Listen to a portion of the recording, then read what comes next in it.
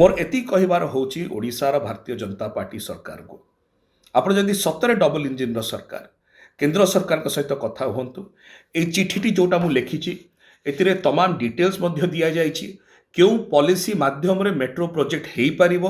आपण तुरंत ताकू कार्यकारी करांतु। ओडिशा सरकार कहिचंती जे ओडिशा रे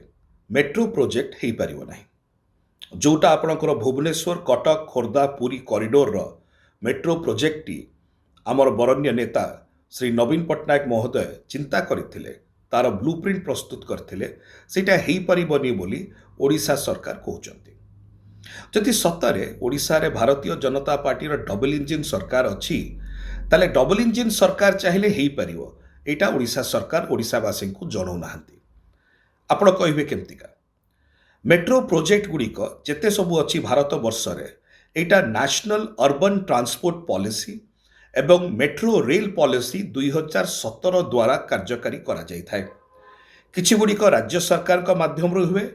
किछि गुड़िक केंद्र सरकार एवं किछि गुड़िक राज्य एवं केंद्रर जुग्म सहायता रे ही थाए। मु गोटिए चिठी लिखिछि माननीय केंद्र मंत्री श्री मनोहर लाल को। माननीय केंद्र मंत्री Shri Manohar Lal होउचंती housing and urban affairs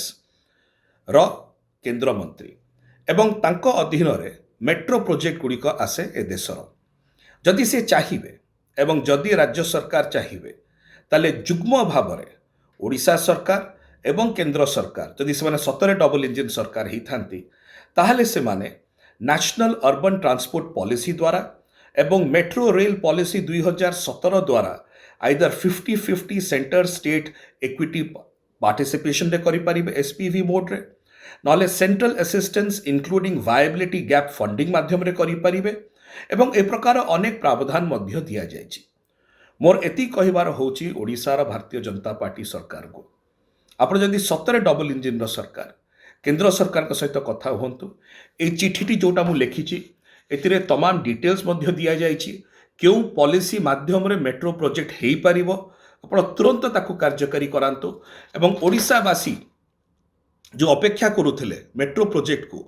जोटा को श्री नवीन पट्टनायक महोदय कार्यकारी आरंभ करथिले सेटा को ओडिशा रे रूपायन करांतु।